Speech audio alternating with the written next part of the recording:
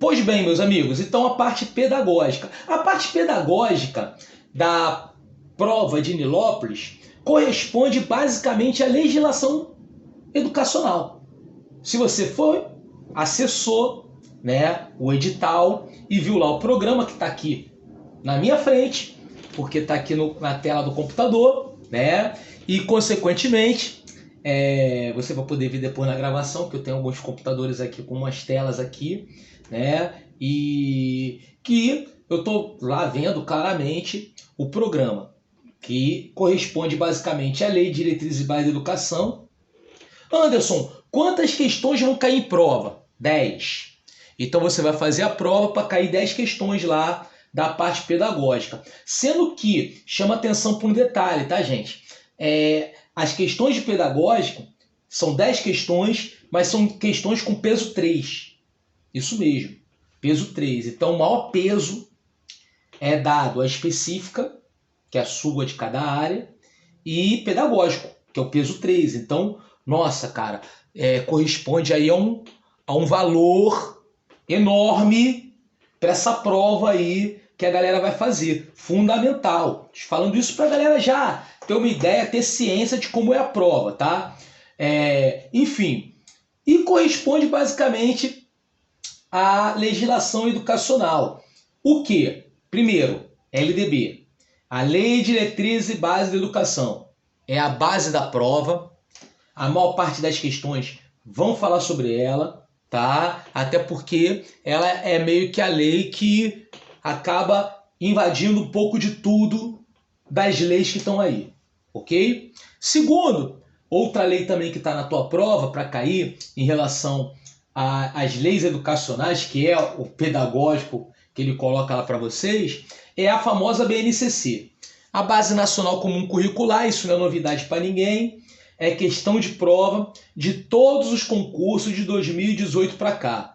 Você não vai ter prova de magistério no Brasil inteiro de 2018 para cá que não tenha caído questões de BNCC e está no programa. A gente vai falar sobre isso hoje, né? Claramente você também vai entender e vamos brincar bastante sobre alguns temas aí legais sobre a famosa BNCC, Base Nacional Comum Curricular. Bom, e além dela, né, nós temos também aí no conteúdo programático o Estatuto da Criança e do Adolescente, que é a Lei 8069 de 1990, tá? Que também é cobrado algumas questões e tá aí no programa para vocês e vamos falar, tá? E uma novidade que vem caindo pelo menos de 2 anos para cá é a chamada Lei de Inclusão.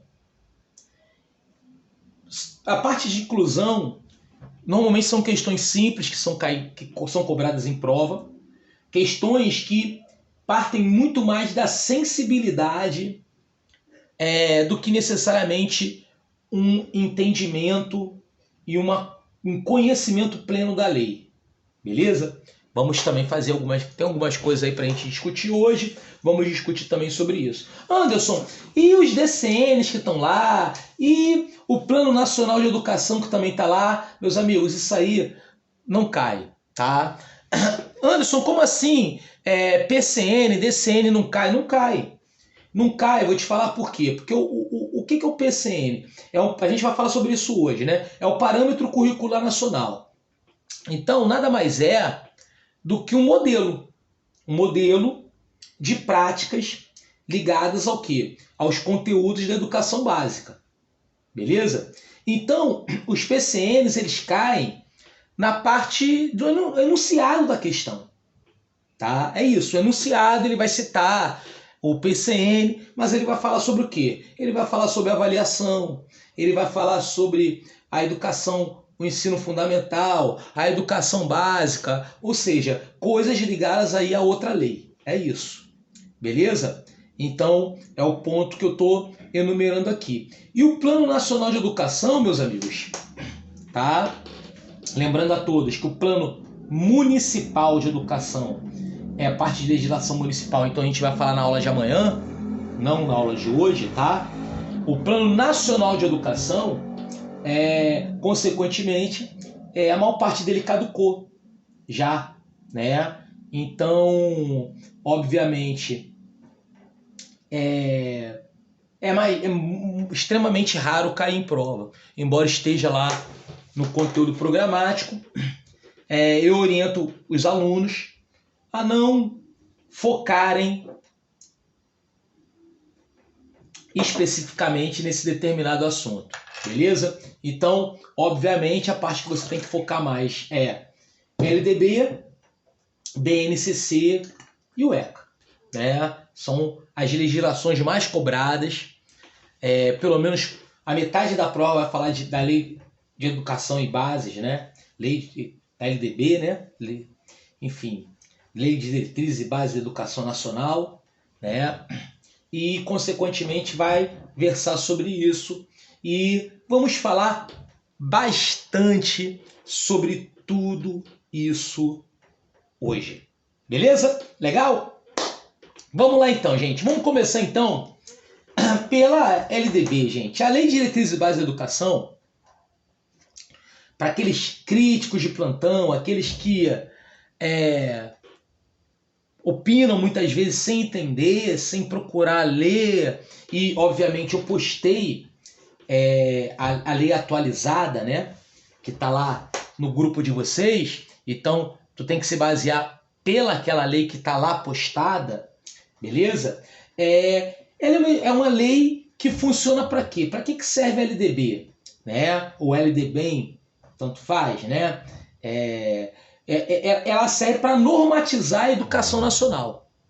Então, a lei é um documento LDB normativo com o objetivo de quê? Exatamente estabelecer as regras da educação nacional. Beleza?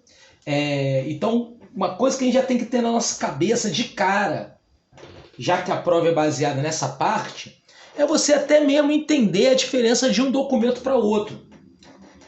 Como a gente vai ver lá na frente, eu já estou te antecipando aqui falando, a BNCC já tem uma outra função. Qual é a função da BNCC, da Base Nacional Comum Curricular? É definir as competências essenciais no que deve ser ensinado nas escolas. Beleza? Então, a BNCC é aquela situação de dar direção ligado a quê? Ligado a conteúdos escolares. É isso. Então ela vai dar aquela direção para o conteúdo curricular. Tá? Por isso que ela segue essa ideia de que definir as competências essenciais do que deve ser ensinado nas escolas. E a LDB não. A LDB já é um documento o quê? Normativo. Ela vai estabelecer as regras, as normas. Então a educação nacional é assim. Ponto. E desde o seu nascimento, né? Eu já sou um professor um pouco mais antigo que a LDB, então eu lembro muito bem quando a LDB foi implantada, até porque eu já era professor nessa época, né? É uma lei de 1996, então agora a gente até fala uma lei antiga, né? Mas quando a gente é mais antigo que a lei dando aula, então a gente fala até uma lei meio que recente. Se bem que muita coisa mudou de lá para cá, a LDB teve muitas atualizações, por isso que você tem que procurar estudar atualizadas, né? Uma última onda de atualizações da LDB foi em 2017. Então, se você tem uma lei de 2018 para cá, tudo bem. Agora, para lá não funciona, porque muita coisa já mudou, né? Foi a última grande alteração nessa lei. E, como a gente falou, define o quê? As competências, define, no caso, normatiza a educação nacional. E a educação nacional, ela é dividida em educação básica e ensino superior. Então, uma coisa que você tem que saber de cara são algumas diferenças para você não se confundir. Até porque, como nós sabemos, essa matéria é decoreba.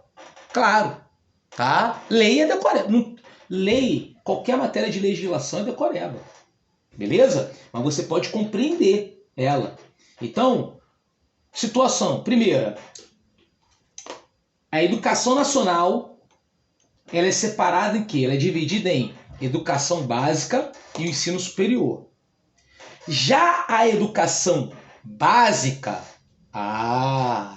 aí sim, ela é dividida em educação infantil, ensino fundamental e ensino médio. Então, meus amigos, vem com o tio Anderson, vem com o professor aqui. Olha só, olha que maneiro. Fazer uma boa questão de prova da parte pedagógica é ter atenção, principalmente no que ele está perguntando. Se ele está perguntando sobre educação nacional, se ele está perguntando sobre educação básica, se ele está perguntando sobre educação obrigatória. Porque educação obrigatória, olha que coisa que a gente tem. Uma terceira pergunta, né? A educação obrigatória já é separada em quê? Pré-escola, ensino fundamental e ensino médio. Por quê? Porque a pré-escola é uma etapa da educação obrigatória. Porque a matrícula, ela tem que ser ela é obrigatória aos 4 anos de idade na pré-escola. Ok? Isso é uma alteração que nós temos de 2008. Então, aquelas leis mais antigas, né? O próprio edital, com seu conteúdo programático, ele apresenta um pequeno erro, né? Que ele fala lá da matrícula obrigatória aos 6 anos de idade no ensino fundamental. Já caiu, né? A matrícula ela é obrigatória aos 4 anos de idade na pré-escola, tá? Aos 6 anos de idade, o ser humaninho, sim, teu aluno, ser humaninho, ele vai chegar aos 6 anos no ensino fundamental, até porque educação infantil não tem retenção, ok? A gente vai falar sobre isso, mas já estou falando, tá? Mas a matrícula é obrigatória na pré-escola. Então são 3 coisas diferentes. Educação escolar ou educação nacional, tá?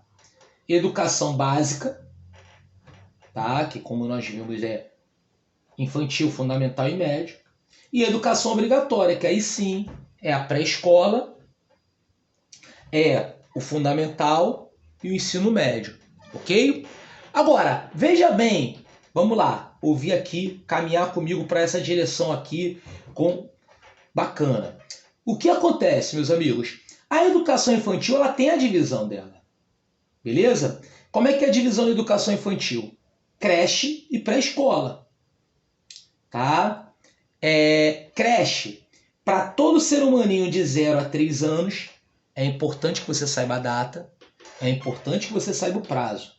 Essa parte geral da LDB, ela sem dúvida é o que mais cai em prova. Você vai ver que as questões que eu mandei para você lá no grupo, a maior parte delas você vai solucionar, você vai resolver com essa parte geral da LDB. Beleza? E você vai ver que lá, né, a creche é para todo ser humaninho de 0 a 3 anos de idade. E a pré-escola? A pré-escola, que é uma outra etapa lá da educação infantil, ela é de 4 a 5 anos de idade. Beleza? Para a LDB, não há idade de corte. Beleza?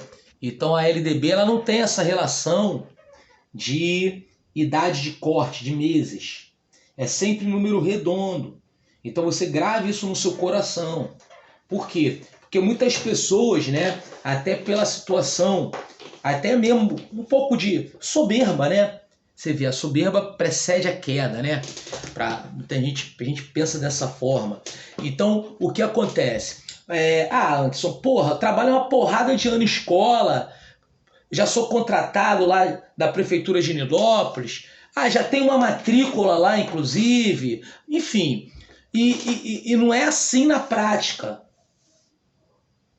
Então, cuidado, lembre-se, não é assim na prática, mas é assim que tem que responder na prova. Porque a prova, meu amigo, ela não é prática, ela é teórica. Ok? Então grave bem isso. Tá? É isso que você tem que responder na prova, porque isso é o que está na lei e é isso que é o certo. Ok? Beleza? É porque o Brasil, o que eu posso dizer para vocês? O que eu posso dizer para vocês, meus alunos, é uma coisa que eu acredito que todos já sabem. O Brasil é um país campeão de fazer lei e não cumprir. Então, muitas das coisas que eu estou falando aqui são coisas que você não vê no cotidiano escolar, mas é o que está na lei e é o que você tem que necessariamente responder na sua prova. Ok? Beleza? Bom, o ensino fundamental, né, como nós falamos, né, iniciando aos 6 anos de idade, educação infantil, não há retenção. O que significa isso? Existe uma avaliação na educação infantil e é importantíssimo que você saiba disso. Até porque a gente sabe, né, que a avaliação ela é sempre necessária no processo educativo. Então, todas as etapas da educação, ela tem avaliação. Até porque a avaliação ela segue o papel de quê? De ser um instrumento de direção, de norteamento das ações do professor. Então, o professor que não avalia é um professor que não tem um trabalho direcionado. É um trabalho sem direção. É um absurdo isso, não é? Mas é um fato. Mas a avaliação da educação infantil ela é uma avaliação especial. Especial em que sentido? De ser diferente, tá? Não no sentido de ser especial mesmo, como a gente está falando esse termo usado, tá? É uma avaliação baseada em quê? Observação e registro. Então, pessoal aí, educação infantil, séries iniciais, sabe o que eu estou dizendo, né? Tem lá o relatóriozinho que você preenche, dizendo lá, enfim, as potencialidades do aluno, as habilidades dos alunos, e também, né, as deficiências, as dificuldades de cada aluno. E esse aluno ele vai progredir. Ele vai progredir por quê? Porque o primeiro ano do ensino fundamental, ali, quando ele progride, né, da educação infantil para o primeiro ano, não há retenção. Então, por isso que ele chega aos 6 anos no ensino fundamental. Ok? É dessa forma que funciona, é dessa forma que flui, pô. Beleza? E está na lei, mas ele é avaliado. Não significa dizer que ele é retido ou reprovado, como a gente pode dizer de forma mais comum, tá? Mas ele é avaliado. Bom, ao chegar no ensino fundamental, o ensino fundamental ele tem a duração de 9 anos. Como muitos aí, a gente já está na geração em que muitos dos professores, né, foram até meus alunos da época de colégio também, né? Eu sou professor de curso preparatório já há 29 anos. Então, dificilmente, né, quem fez um curso de nome, né, grande, não tem estudado comigo, não tenha ouvido pelo menos falar de mim, né? Devido ao número de alunos do nosso curso, Projeto 100, né, que agora é online. Ele é um curso que tem muitos alunos de magistério, muitos alunos aprovados, classificados. A gente tem uma história muito grande disso também. Então, o pessoal já deve ter ouvido falar. Mas o que eu estou falando isso? Eu estou falando isso porque eu estou falando com pessoas de diferentes gerações. Pessoas que são, por exemplo, da minha geração ou mais antiga, né? Que estudou na época do ginásio, né? E pessoas que já pegaram essa geração do ensino fundamental de 9 anos. Já são frutos, né, dessa geração aí de 9 anos de duração do ensino fundamental. Beleza? E, obviamente, completando a educação básica com o ensino médio com 3 anos de duração. Temos que lembrar que a carga horária da educação básica, muito importante sabermos, tá? Ela é de 800 horas distribuídas, tá? Em 300 dias, 200 dias, desculpa, né? Excetuando 200 dias, excetuando exames finais quando houver. Ok? Beleza? Tranquilo? Característica que você tem dessa forma. Essa carga horária ela é de educação básica. Então, se ele perguntar para você qual é a carga horária da educação de jovens e adultos, o EJA é essa. É essa. É a mesma. Qual é a carga horária da educação infantil? É a mesma. É essa. Beleza? Qual a carga horária do ensino fundamental? Não importa. Porque essa é a carga horária da educação básica. Independente do nível e até mesmo da modalidade. Que também são coisas diferentes e que as pessoas se confundem bastante. Tá? Quando a gente fala essa questão do nível, e esse termo nível, ele tem a ver com o quê? Com a relação de hierarquia. É só você lembrar, pô, cara, Anderson, tem um nível superior. O que significa isso? Você fez lá o terceiro grau, a faculdade, né? Beleza, tá? É o nível básico, é nível. Fundamental, é nível. Ensino médio, nível. E a modalidade? A modalidade tem a ver com o modo, com a forma. Então, por exemplo, o ensino de jovens e adultos, ele é uma modalidade. A educação especial, já que a gente tem que falar também de educação inclusiva, né? Lei da inclusão, educação inclusiva, né? Até aproveitando o gancho para a gente entrar um pouquinho, falar um pouquinho, né, da educação inclusiva, ela é um quê? Uma modalidade, a educação especial, beleza? Que tem a ver com essa relação da inclusão.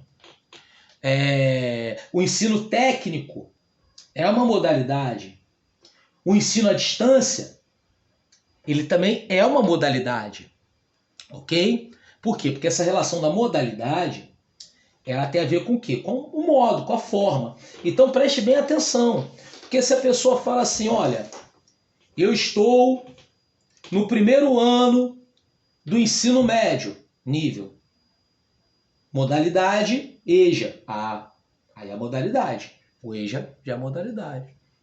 O EJA não é nível. Entendeu? Assim como educação infantil não é modalidade.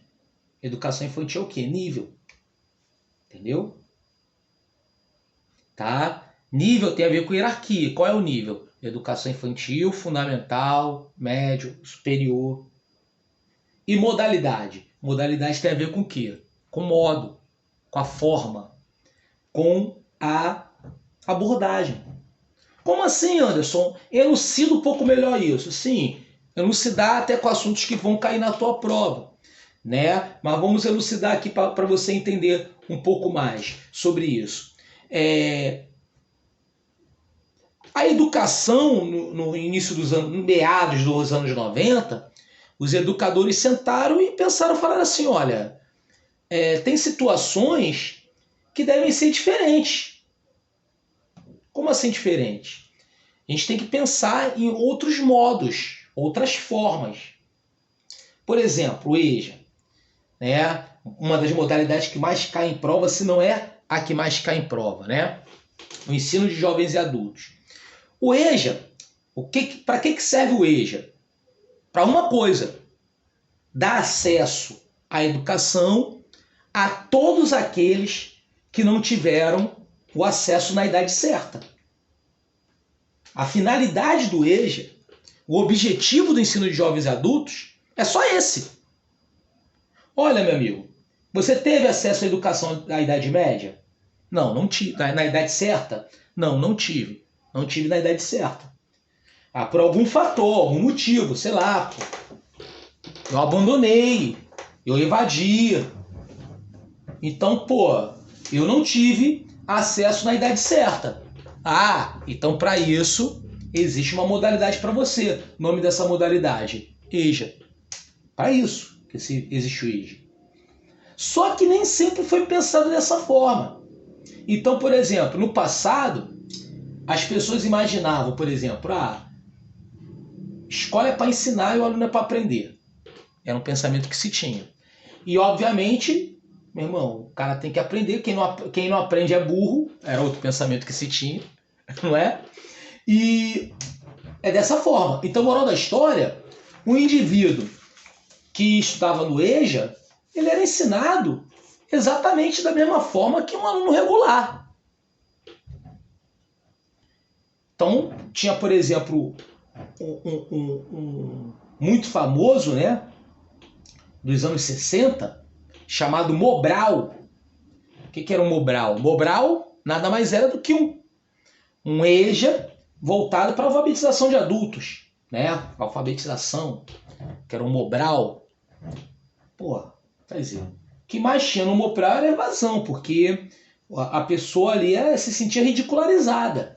Até porque o indivíduo ali era alfabetizado de forma silábica, né? Ba, be, bi, fonologicamente. Dessa forma. E não tinha eficiência, porque era desconsiderado todo o conhecimento prévio do aluno, toda a experiência do aluno. Então, porra, não. Tá errado isso, algo tem que ser feito, vamos alterar. Vamos respeitar um pouco mais isso, né? E quando veio essa transição, claro, eu já era professor também, eu, inclusive, dava muita aula, eu comecei minha carreira como professor dando aula em EJA mesmo, né? Porque era, entre aspas, o que sobrava, né? Tava iniciando a carreira, pá, vai lá pro EJA, né? O que teoricamente que ninguém queria era o que dava pra gente que era novo. Como muitos aí novatos, a gente passou por isso, né? Roemos um pouquinho o osso para chegar até onde nós estamos, né? Já roemos bastante o osso. E o fato é que agora, deixa eu só fazer um negócio aqui, acessar aqui rapidinho, só um minutinho, que tem gente que está meio perdido ali tentando acessar, como hoje é o primeiro dia, o pessoal fica meio perdido. Peraí, deixa eu aqui, só um minutinho.